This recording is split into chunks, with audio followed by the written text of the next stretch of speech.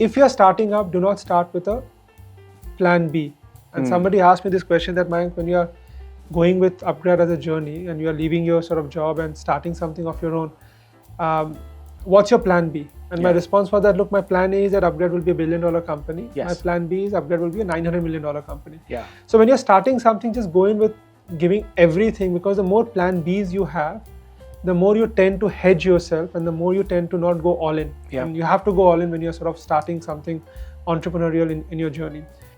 I think I started upGrad in 2015 and my son was born in 2014. So upGrad and my son are just 1 year apart, I mean, in terms of age. Yeah. So when we were starting up, a lot of people came and asked me, look, why are you looking at starting up now? Yeah. I mean, you just had your son, so spend some time with the family, etc. So there's a question that every time people get in is, what is the right time to start your own venture? Yeah. My simple answer to that question is that every time is a good time to start your own venture. As long as you are committed to making it happen, Yes. it will work out. So don't try to time. Entrepreneurial journeys are not like stock market that you time and you sort of enter at the right time and sort of build this out. But go in when you have the full conviction that what you're trying to do will actually deliver results and solve for the problem. Yeah. I think these two things always help when you are sort of starting up. For upGrad also, because I've done education, I think somebody connected me to Ronnie and we started having a conversation, and that meeting was also in some way not designed, it was by accident. I would not have met him. I just was here in Bombay, so I just sort of visited and met him in the process. So I personally feel that a lot of things that have happened to my life has happened not by a conscious effort to making it happen. It has just happened because I feel that you have to expose yourself to accidents in certain manners. So for me, these things happen because I wanted to try out and experience something beyond what I was doing, and therefore that's how the journey of upGrad happened. But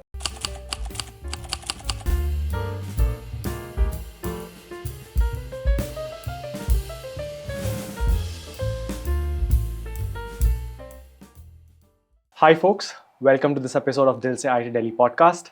Today we have the honor of sitting in Mr. Mayank Kumar's office of upGrad. So today we have with us Mr. Mayank Kumar, who is the co-founder and MD of upGrad, as well as a pass out of 2005 batch of mechanical engineering. And we would love to know your thoughts of what changed and to not pursue mechanical itself. No, so I think after graduation, when I came out, my first stint was actually with Tata Strategic Management Group.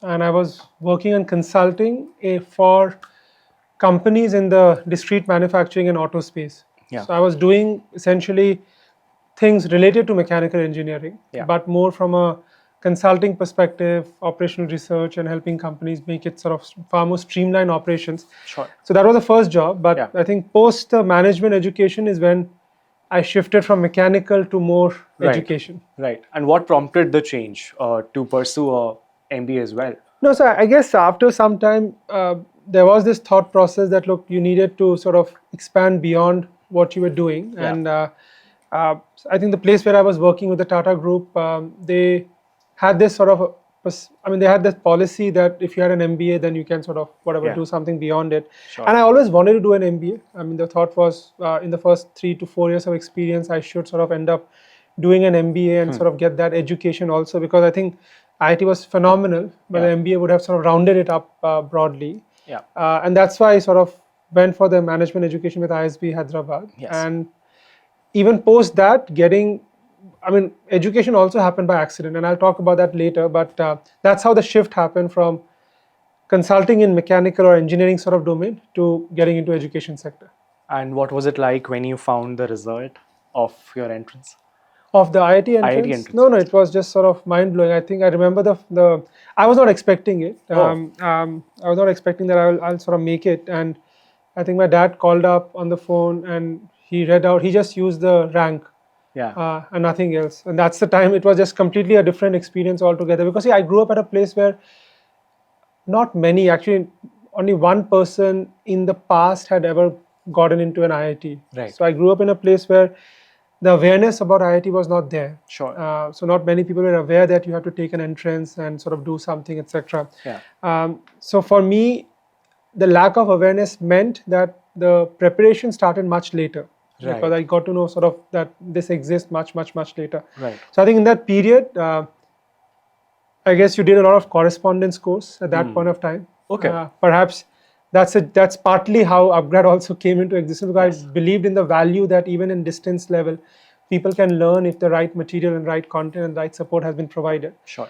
So I think that's where started preparing, started sort of working on the JE thing, and I think when the results came out, it was just a different experience altogether. I was not expecting it, so it was even better. Yeah. Because then if you're not expecting and it happens, you just feel far more surprised and far more happier. Sure. And how was the hostel allotment like? What was the first day like in hostel? The first day. So I remember the first day. So I came from Assam. Right. So it was a long travel. I came in a day before, sort of reached Delhi. I mean, I was aware of Delhi, but I'd never been to a large city. I'd never sort of lived in a large city. So landed up on the hostel. I think a hostel was already awarded or something like that. Hostel was already given to you that you will be landing in this hostel. Okay. And I think it was pre-decided which hostel sort of you would sort of land up at.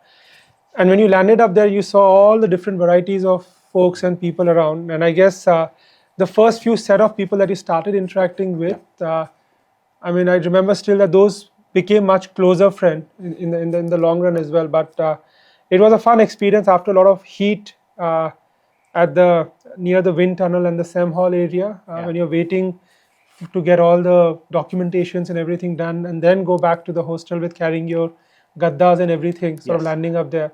Now I think you saw the set of people who had come in. I think everybody looked very young at that point of time, but everybody was sort of excited to see what was going to happen on that particular day. So I think that's how sort of one landed up, and vivid memories, very clear memories, because I think the induction of the hostel happened in the TV room of our hostel, and that's where all the signing and everything happened, and then you landed up in the rooms. First year for us was a sharing room. And I think we are one of the few hostels where after the first semester, we got individual rooms. Right. So the first year was a sharing room, and I was sharing with a guy, who was in computer science. Right. Most of the time he was studying and he was not in the room. So I pretty much got the room fully to myself over a period of time. That's nice to hear. And what about your inclinations towards your academic stream? Yeah, so I think I would say I was not a bad student. I mean, I was average. I was not amongst the top one. I was not amongst the last one. I was somewhere in the middle. No, so look, I think when you first went to the campus, right, I think you all come from good backgrounds. From academic perspective, you see that, okay, you have been amongst the toppers in your school, or at least done reasonably well in the school, etc. But when you land up there and you realize that you are actually one amongst many, and that's a very humbling experience. So for me, academics was important, and I used to sort of spend a fair amount of time. I mean, I used to sort of focus on academics a lot, but I think by the time third, fourth semester, fifth semester happened, then I just said, ab jo hoga so hoga karte. So I think initially it was far more focused, far more clear. If I'm not mistaken, I did fall. I mean, my average GPA fell below 8. I thought I will land up above 8, but I could not manage the streak of sort of keeping it above 8 at that point of time. And how was the placements like? So were you worried about the GPA not being? No. I think placements at that time, if I'm not mistaken, only there was one McKinsey was the only consulting company. In our year, for the first time, I think BCG started coming. So the dream placements at that point in time used to be the likes of Schlumberger, the Levers, and the ITC, where the grades were important. But no, I think for me, look, I mean, I was coming from a small town to this place, and any job was a good job. So whatever that you end up getting is a good job. So the campus placement got me into Larsen & Toubro here in Mumbai. And that time, I think it was a CTC of about 3.5 lakh or something like that, 3.75 lakh. So I was supposed to get about 25,000-30,000 in hand, which was a big deal at that point of time. So then I landed up in Mumbai and started after the first 2-3 months is when I shifted to Tata's.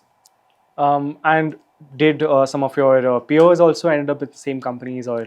Yeah, so I think from the department many came in, but not from the hostel. I think I was amongst. So if you look at now Mumbai, I think you guys are doing and meeting multiple alumni. Mumbai has a lot of IIT Delhi alumni, but not a whole lot.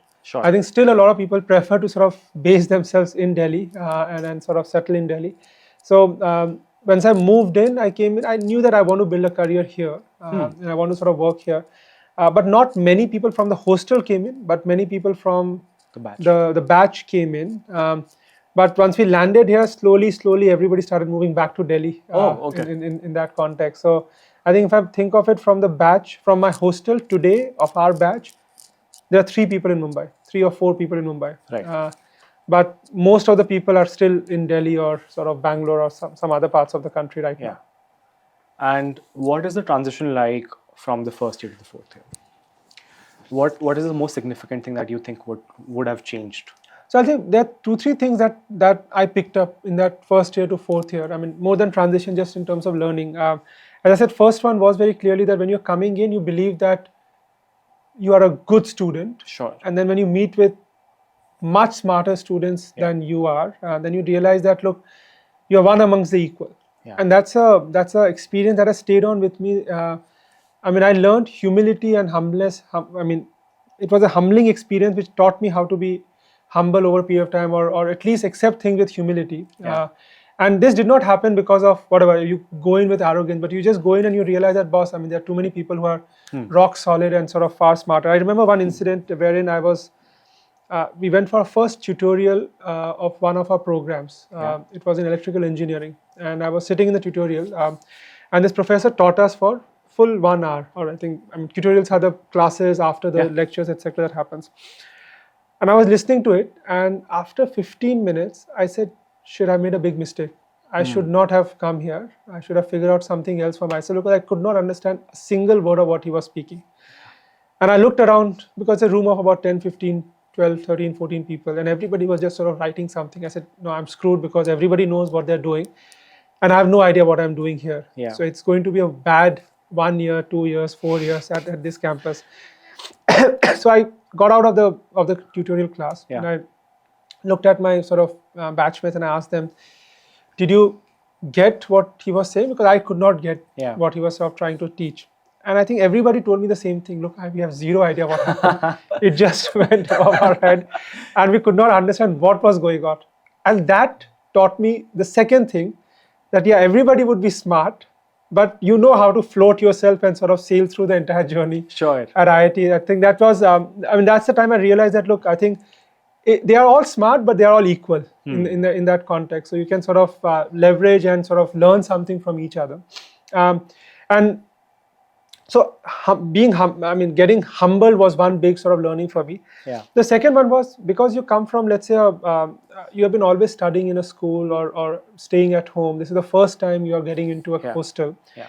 And staying in hostel is a big experience in itself, because your first time staying away out of your house without your parents and sort of in a different environment altogether.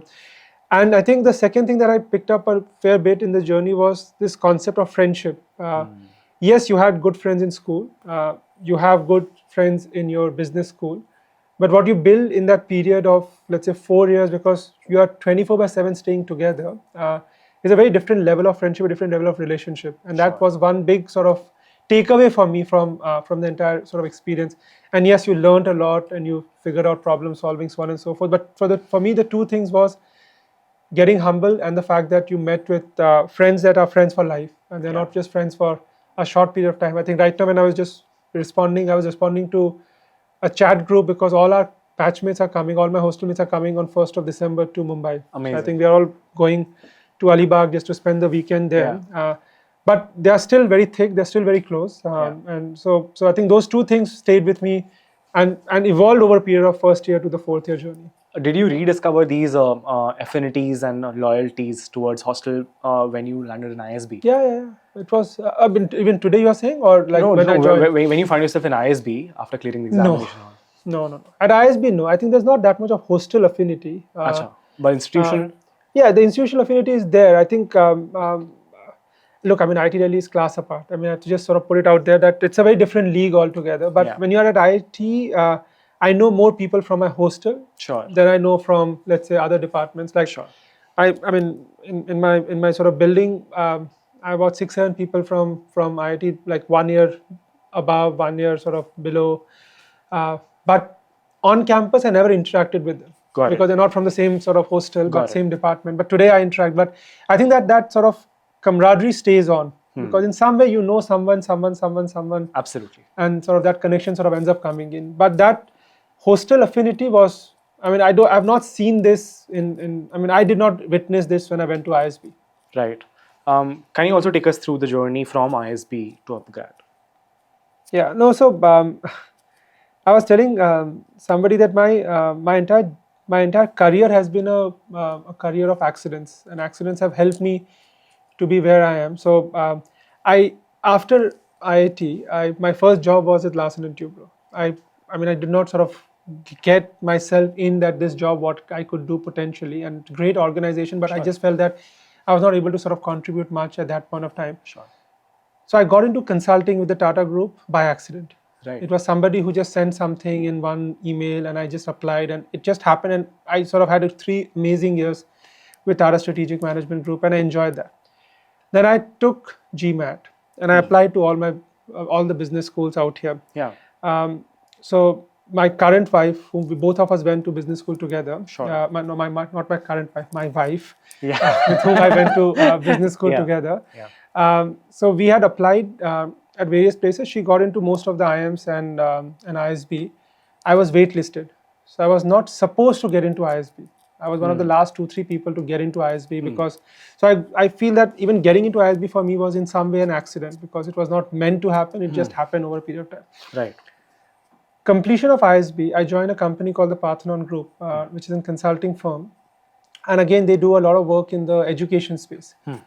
So while at ISB, I never thought I will do something in education sector. Yeah. So Parthenon Group, when it happened to me, again, I was waitlisted. Next day, I got the offer, etc. Right. Again, happened to me by accident. And then sort of for upGrad also, because I'd done education, I think somebody connected me to Ronnie and we started having a conversation. And that meeting was also in some way not designed, it was by accident. I would not have met him. I just was here in Bombay, so I just sort of visited and met him in the process. So I personally feel that a lot of things that have happened to my life has happened not by a conscious effort to making it happen. Right. It has just happened because I feel that you have to expose yourself to accidents in certain manner. So for me, these things happen because I wanted to try out and experience something beyond what I was doing. And therefore, that's how the journey of upGrad happened. But on a more serious note, after ISB, when I joined consulting, that was the first time Parthenon was doing only education sort of consulting work. So I got exposed to the education sector at Parthenon. Yeah. But when I got exposed to the education sector, I fell in love with the education sector. I just realized this is one sector which is very similar to a consumer sector. It is it is something where where understanding of consumers are very important. Sure. It is a sector where you are actually able to make an impact. It is a sector where you can actually build something at scale. Absolutely. And for me, my experience at Parthenon, and then when I sort of moved to Bertelsmann, which is a VC fund, where I was investing in the education sector, these two exposures gave me an understanding of how education business are built and how you can scale up. Yeah. And I guess there was a frustration in your mindset that, look, how much will you do it for others versus doing it for yourself? Okay. And that was the germination of upGrad, and the story of upGrad started via that. So if somebody asked me the question, why did you choose education sector to start your journey with? I say, look, for the last 13, 14 years, I've only done education. Yeah. So I don't know anything else. So for me, I can only do education sector at this point of time. Sure. And that's how I got into education post ISB sort of education out there. What do you think is the future like in terms education? of education? Yes. Look, India is a very under-penetrated country when it comes to education. Yeah. I mean, in school education, at least the penetration levels are very high. Yeah. India has got about 150 million people who should be in college today, but only 30-35 million are.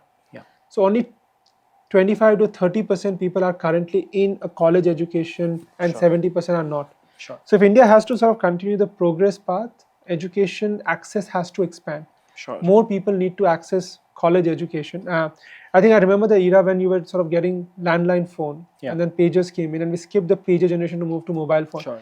India has to also skip the generation of just having brick and mortar education to moving towards online education. Sure. Lifelong learning is here to stay. So in my mind, technology getting into education is a massive enabler and will unlock a large learning and pedagogy sort of revolution in this country and overall globally. So I personally believe that education, tech-enabled education, online education is a very macro theme, and it is here to stay. And it is here to stay to the extent that this will become a mainstay of education. Because for people like you who's working currently, you do not have an option to leave your job or quit your job and go back and learn something new. Sure. But in today's context, if I may ask you, your parents, how many jobs were they in the entire sort of career span? So they have stayed. So my parents are government service. So they have stayed put. Yeah, it's one job, right? Fortunately, yeah. Even in the private sector, people stay put in the previous generation. Sure, I'm sure. assuming that you would have changed jobs or you have shifted Sure, jobs, yeah, etc. yeah. So in today's generation, people shift 3 to 4 to 7 times in their career. Absolutely. In the previous generation, there was only one job. Yeah. A generation before that, jobs used to get passed on from father to a son, Sure. or from a family to Yeah. another family. Yeah. So we are coming to an era where jobs used to be the same across generation. Yeah. Job used to be a same thing in a generation, and now within a generation you are changing, or in a career you're changing 7-8 times. At the same time, we are also like doing like 2 or 3 of them. Like Correct, yeah. In the same time. If you do so, then the fact becomes that you have to go back and skill yourself. You have to Sure. go back and learn something new. You have to do something else altogether. Yeah. So the one and done philosophy that by the time you are 18, 22, 25, you should finish up every education is no longer relevant in today's context. And that's why I believe that this unlocking of education will happen in a very, very big way. Sure. So what is the philosophy at upGrad like? So the courses that you put out, are they reactive to what the industry demands, or also in terms of dictating what the industry should expect? So, I mean, I think partly we have to align ourselves to jobs. Yeah. So we understand what kind of jobs are coming and emerging in the ecosystem. And then we prepare people for those kind of jobs. So I think one of our largest, so we call it building careers of tomorrow. So look, I'll give you one example. Like when I graduated, there was no role such as data scientist. Yes. There was no role as social media manager. There was no role UI UX expert. There was no role as artificial engineers out here. Yeah. All these roles have come in recent time. So our upGrad philosophy is to identify trends and launch programs. We have a large Gen AI program today. And we believe that these trends will happen very, very fast. Right. So as an organization, we have to be agile to adopt our curriculum and change it on a very regular basis. Yeah. Which in the current context, universities find it very difficult to do. Sure. Because they have a lot of regulations and sort of cholesterol around how they operate. And that gives us the advantage of making that change very, very fast, so that we are always ahead of the curve when it comes to building careers of tomorrow. Right. And so we found your company to be a very bustling environment, right? And are the folks here as well encouraged to upgrade themselves? Yeah, as a so I time? think we have we encourage them to upgrade. Yeah. That's why the name upGrad came in. Yeah. But we also have a very robust education policy. So anybody out here who wants to take up one of our program, they have an opportunity of doing the program for free of cost. Right. And we give that opportunity because we believe that people have to learn Yeah. on an ongoing basis. Yeah. There's a school of thought which says that if you upskill your employees, Yeah. they will leave and they will join some of your competitor or some other company because now they're skilled and they can do something Sure. better outside. I guess I read someplace in one of the cartoons which said that, look, you are worried that if they get upskilled, they will go out and join something else, but you're not worried that if they are not upskilled and they stay on. Yeah. And that's the philosophy that we take at upGrad, that look, you have to constantly innovate Sure. and learn something new such that you are sort of staying ahead of the curve on an ongoing basis. Sure. So managing other people's career expectations, right, and sort of contributing to it while yourself pursuing entrepreneurship, right? How do you balance both these things in your perspective? And what sort of advice you might have for the people who are currently studying in IIT or any other brick and mortar institution for that matter? So you're talking about in terms of helping people in the career and the entrepreneurial journey? So to pursue a career, both as an entrepreneur or as working for someone or working as a skilled person. Yeah. No, I think, look, I personally believe that while you need to be skilled and you need to be sort of top of your game at most of the places where you're working at. Yeah. But today's environment is such that entrepreneurial opportunities are very easily available for many individuals. Sure. I think we are living in an era where becoming an entrepreneur has become very easy. There's access to capital, there's access to talent, there are interesting ideas. The digital infrastructure of India provides multiple innovation that one can do. So I think for all those learners who are currently at IIT, I would definitely encourage them to sort of look at entrepreneurial opportunities, because today's generation can actually start entrepreneurial venture much earlier. In our time, perhaps we took 2-3 years, 4 years, 5 years from graduation from IIT to start something of our own. Yeah. I mean, I remember. I mean, from our batch, Benny, Sachin started Flipkart. So I think they just started after a year and a half or 2 years from college, or I think a year from sort of graduation. Yeah. Zomato guys started 2 years, 3 years down the line, etc. Sure. So a lot of companies started sometimes later. Many companies started at the point of time of graduation also. Today, many of students coming out of IIT can start immediately then and there itself. Right. I think when they, to your question on what advice one would have when they are sort of looking at starting up, whether they start up when they're graduating or even after, let's say, graduation, they're working for something. I have 2-3 things that have helped me in my career when I'm taking a decision. I think the first one for me was always that if you're starting up, do not start with a plan B. And somebody asked me this question that, Mayank, when you're going with upGrad as a journey and you're leaving your sort of job and starting something of your own, what's your plan B? And my response was that, look, my plan A is that upGrad will be $1 billion company. Yes. My plan B is upGrad will be a $900 million company. Yeah. So when you're starting something, just go in with giving everything, because the more plan Bs you have, the more you tend to hedge yourself and the more you tend to not go all in. Yeah. And you have to go all in when you're sort of starting something entrepreneurial in your journey. The second big learning for me was, I think I started upGrad in 2015 and my son was born in 2014. So upGrad and my son are just 1 year apart, I mean, in terms of age. Yeah. So when we were starting up, a lot of people came and asked me that, look, why are you looking at starting up now? Yeah. I mean, you just had Sure. your son, so spend some time with the family, etc. So there's a question that every time people get in is, what is the right time to start your own venture? Yeah. My simple answer to that question is that every time is a good time to start your own venture. As long as you are committed to making it happen, Yes. it will work out. So don't try to time. Entrepreneurial journeys are not like stock market that you time and you sort of enter at the right time and sort of build this out. But go in when you have the full conviction that what you're trying to do will actually deliver results and solve for the problem. Yeah. I think these two things always help when you are sort of starting up. And whatever that you're doing, just when you're doing that, just be fully committed to it.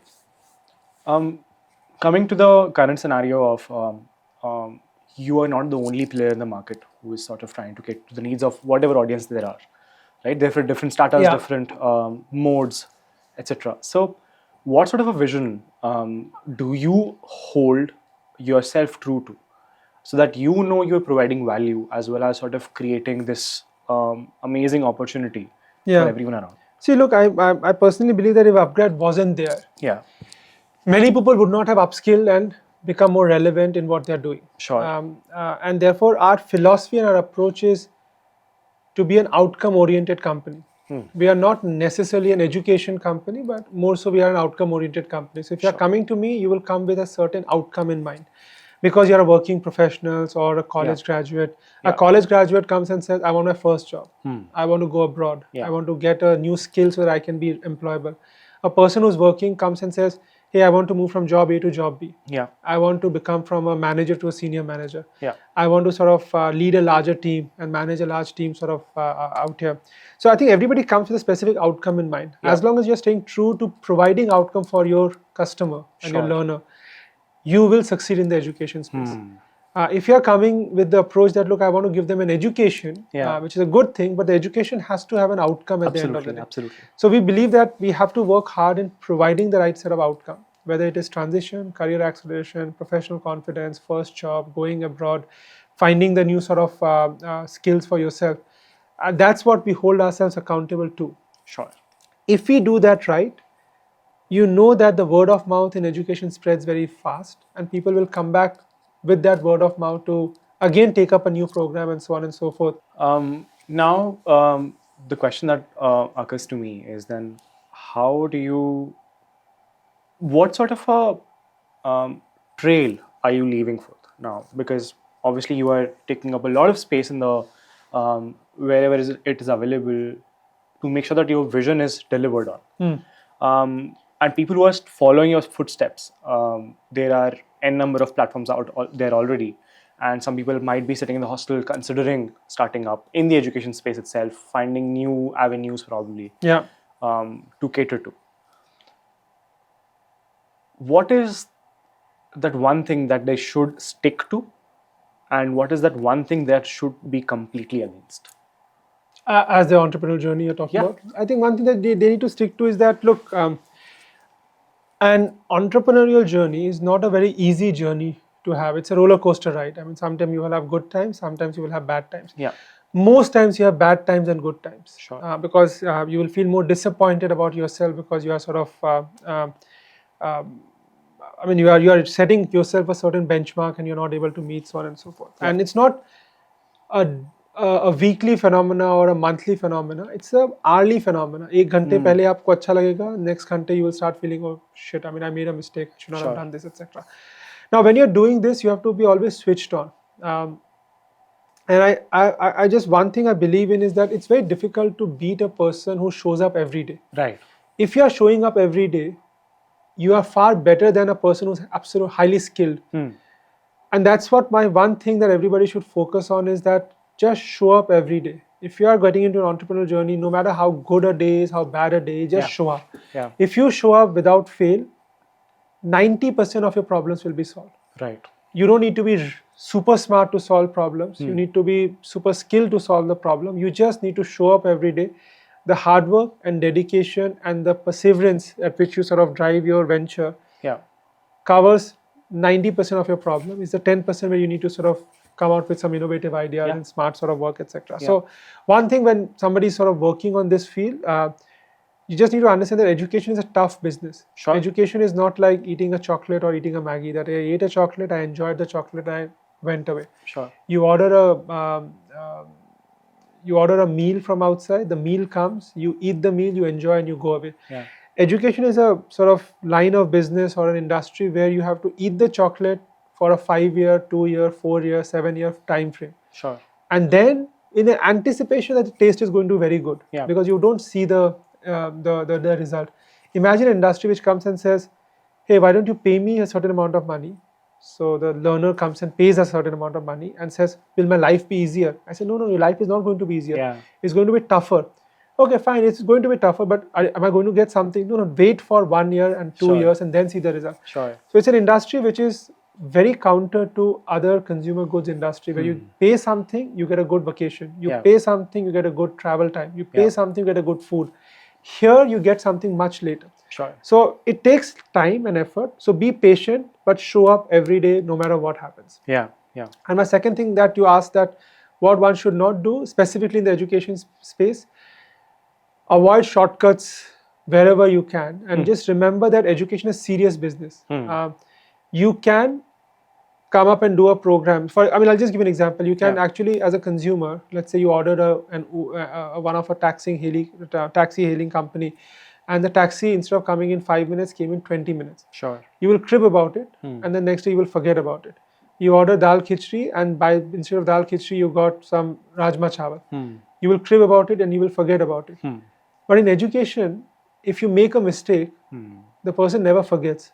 So they always remember that, look, I paid you 50,000, 1 lakh, 25,000 to 2 lakh rupees for my education. Sure. And if you effed up my education, I will remember you for the rest of the life. Absolutely. And that's the beauty in education, that you need to take it with a lot of responsibility, that you cannot mess up anything.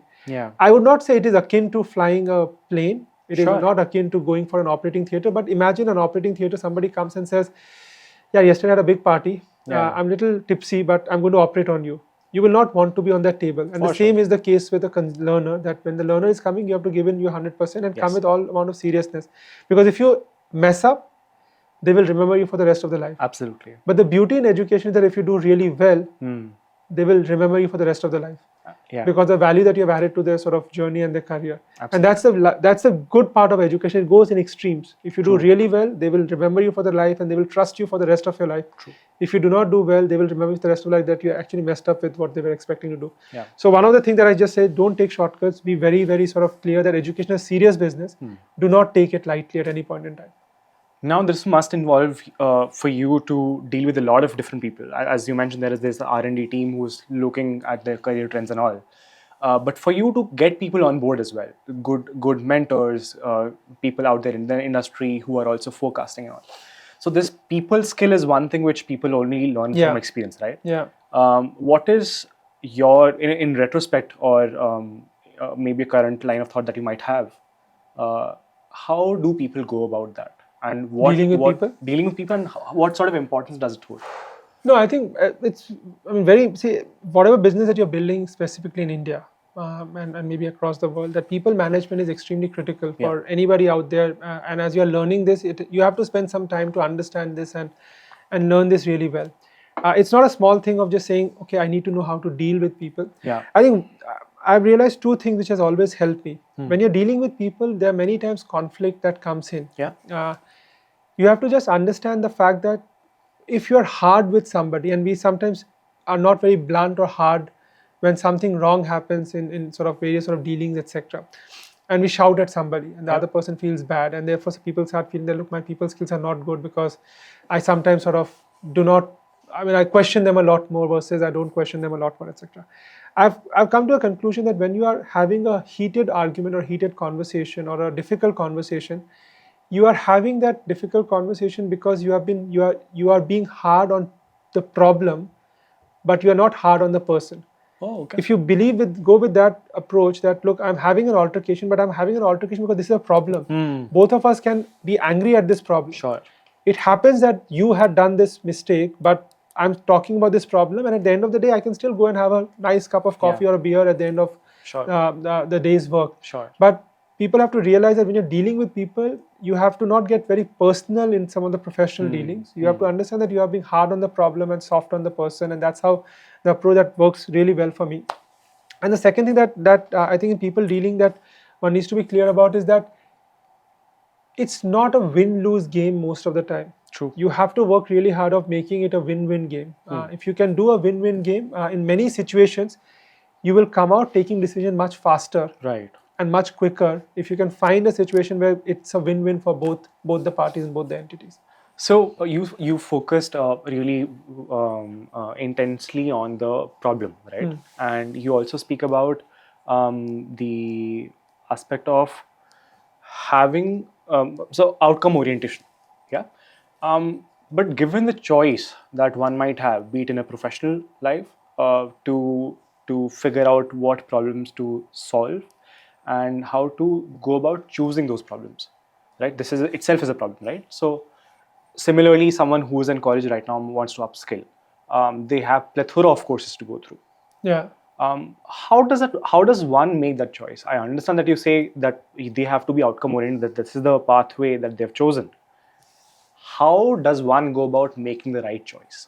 For you specifically talk about learning, or in learning as in someone who is in college, or dealing with problems that you might deal with, that this requires my larger attention? See, I think, okay, so how does one make a choice? How does one Yes, make a decision? yes. So I have just 2-3 things there. So I believe that the first response that you get, which is from your gut, most of the time is right. As you sort of stay longer in a game, in a play, in a line of business, a lot of decision that you take from your gut always is the right decision. But again, having said that, you have to do your pros and cons, and you have to sort of assume what works and what doesn't work. Yeah. But for me, in terms of decision making, a philosophy that has worked a lot for me is that I sometimes take away certain options in the decisions. If you reduce the number of options of your decision, and you decide that, look, this is not a choice for me. Sure. This is not a choice for me. So for example, when I said, what's your plan A and plan B? Plan A could have been that I'll build $1 billion company. Plan B is I'll go back to the corporate. Right. But you take that choice away and you say it's a $1 billion company, $900 million company. Yeah. And when you can take out these choices, decision making becomes very easy. Absolutely. When you are taking a choice of skilling, upskilling, etc., you decide, क्या इसके बिना कुछ होगा, and अगर नहीं होगा, then the choice is already made. Right. So eliminating choice, not having an option to choose something else, is always a right way of making a decision, because then you don't confuse yourself with multiple options that you have, but you say, बाकी तो option है ही नहीं. This is the only option, so I have to make it work, what may. Right. What about the experience that people have in brick and mortar institutions? Right, there is obviously networking part of it. There is obviously a lot of spaces which are conducive to certain learnings. Yeah. do you have anything in mind as to upGrad's direction? No. So we do a lot of offline sort of engagements and sort of interactions. See, look, communities get formed because of shared experience, Yeah. shared goals, and Yeah. shared ambitions. Right? Why does a community in a hostel really work? Because people have experienced something together, Yeah. and they will remember it for the rest of their life. Yes. And therefore, you have to provide those shared experiences. Submitting something at the last moment. Even today, when you're doing an online program, if the deadline is midnight, people will start working on submissions or start uploading the document at 11:55 or 11:59. It does not change. Yeah. So the experience of that is what, when they meet together in offline context, they start talking a lot. So while we do have these offline engagement, the base camps, where people come together and have a conversation, I also have a flip point to that, which is when was the last time you met your best friend? And the answer mostly is that, look, it may have happened 3 months back, 8 months back, or 6 months back, or 2 months back, or last week, etc. But I've been talking to him or her almost on a daily basis on WhatsApp. Yeah. So if a lot of interactions have moved into your phone, a lot of these conversations and networking have moved into your phone. True. I have not met my batchmates for a very long time. Yeah. But I know everything that is happening in their life. True. So we believe that having a physical meeting helps in sharing of these experiences really well. Yeah. But we also believe that a lot of these networking and experiences can be shared really well if you curate them in a digital platform also. Absolutely. So I think that's how we are sort of looking at sort of building this out. I think you interact a lot more with your closest one on WhatsApp and on a regular basis versus meeting them in person. Absolutely. And therefore we believe that a lot of these experiences can be developed and sort of reimagined for the digital world. What is that one learning that you carry from your IIT days which is still helping you? No, so I mean, I would not say. I mean, I told you about two learnings of being humble and sort of having friends for the rest of your life. For me, if I have to look at just the IIT experience and I have to pick up one skill that I learned, I think what it taught me was problem solving. I think at the end of the day, what I picked up from IIT really well, apart from knowing that I'm one amongst equal, apart from knowing that I have some friends who will always be there with me. So if you have to pick up one thing, I would pick up the point of the skill that I learned really well was just problem solving. I think that has stayed on, whether it's problem solving for something in mechanical engineering, it's a problem solving for consumer psyche, it's a problem solving for education, it's a problem solving for entrepreneurial skills. It has stayed with me, and it's a very generic skill. I know it's very cliche, but I truly believe that if I've unpeeled it enough to get to a point that this is what I learned the most when I was at IIT. Now you having the opportunity to be in the education sector and obviously having immense entrepreneurial experience, what sort of a vision do you hold for IIT Delhi? Yeah. See, there are different type of institutions around the world. And to me, if you have to break down the education delivery into two parts, there is par excellence, and you have to be at the pinnacle and offer the best quality education. And then there are mass sort of learning. Sure. I believe that IITs have had a very strong play in the par excellence and sort of being right there at the pinnacle of it. And I personally believe that IIT should sort of double down on it and take up a more leadership position in terms of highest quality of education and the highest quality of sort of learning.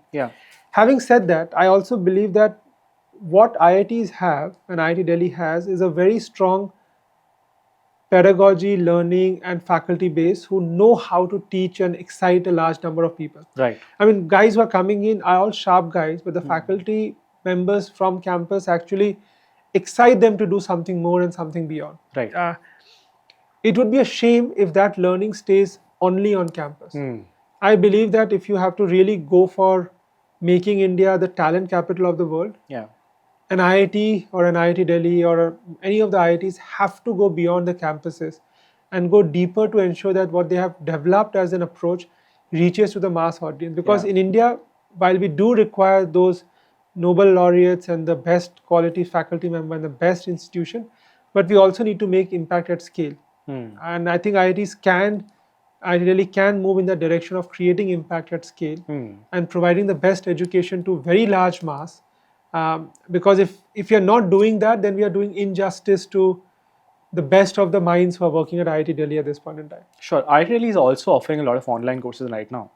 Yeah. But that's only one bit of it. But what do you think the larger ecosystem, including the alumni, how do you see them all interacting together for a brighter future? No, so the alumni interaction is one place where I believe that IIT Delhi in the recent time has just done a phenomenal job. Sure. I think we are now in touch with alumni much more. A lot of knowledge I get on a regular basis, which I would not have gotten earlier. Sure. And I think that's a conscious move that has happened.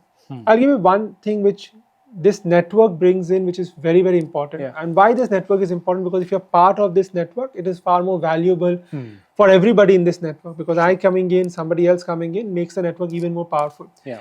And therefore there's a strong network effect built into the system.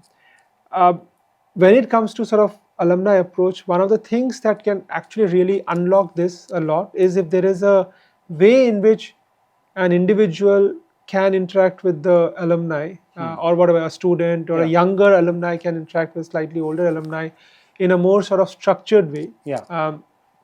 I think there are smaller cohorts that can be formed within the ecosystem, whether it is, and it need not be very large cohorts. Right. If we have a cohort of 15, 20 people and there are 3,000 cohorts like these, it will automatically start working. And I think some kind of a connection and connecting the dots where you can bring in people from similar mindset, but with different experience level, that will unlock massive value, because I would love to learn from somebody, let's say, who graduated in 80s or 90s and understand their journey to be able to prepare myself for that. Sure. Somebody who may have graduated in 2010, 2015 would perhaps may want to pick up one or two things that I would have experienced in the journey. That connecting the dots with the alumni is going to be a huge sort of unlock. And if IIT Delhi, with the work that we are doing in terms of alumni engagement, if there's a structure in which we can build this out, I think it will help a lot of people who are currently at a different stage of their professional and personal journey. Sure. Now, obviously, the students need to be in a position to grasp what the environment has to offer as well. So I would request you to speak to them directly. That's your camera. And advise Dil Se, because it's Dil Se IIT Delhi podcast. Yeah.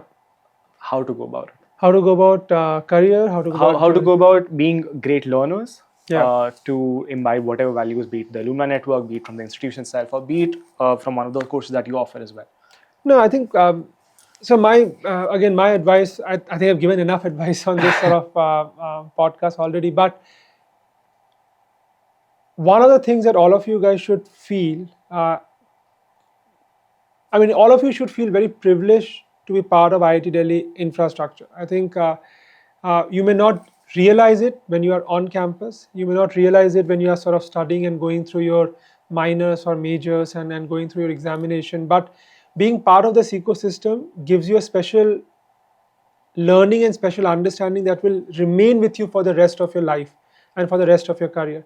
It is not just about one term, one semester, 1 year or second year or fourth year or fifth year or the placement season, but that experience is not just that 4-year period or that 2-year period, etc., but it is a full lifetime period that it will stay with you. So my advice for anybody who's currently studying is make lifelong friends. Ensure that the friendship that you're building stays with you even beyond what the 4-year undergrad or a 2-year master sort of experience is going to be. Ensure that you are bringing out that network benefit even after you graduate. Stay in touch with your friends, stay in touch with your alumni, stay in touch with your campus, because you will not realize how much beneficial it could be. I mean, today I was coming into the office and I had a very big problem statement that I was thinking about. I could not think of anybody else but my batchmates from IIT who I pinged in the morning, and today evening I have to have a conversation to solve for that problem. So do not leave that infrastructure even when you graduate. And my third sort of key learning would be whatever that you do, bring on your best and sort of bring on a lot of passion in whatever that you're doing. If you're bringing in the passion, I can promise you a lot of work that you're doing will see the brightest of the color and the brightest of the results. And that passion, along with the skills that you bring in, creates magic at the end of the day. So I think those will be my 3 things to take away for anybody who's currently studying at IIT Delhi. Just to wrap this up, we do a quick rapid fire. So just to understand your inclinations, right? IIT Delhi or ISB? IIT Delhi. First year or fourth year? First year. Your entrance into IIT or your first job? Entrance into IIT. Sadi Delhi or Amchi Mumbai? Amchi Mumbai now. KLS or mess? Definitely KLS. Actually, Sassi. Oh, okay. Even outside. The library or the Venti? Vinti. Your current life or your student life? Student life. Thank you. Thank you you. for the time. It's been a lovely Thanks a conversation. lot. Thank you very much.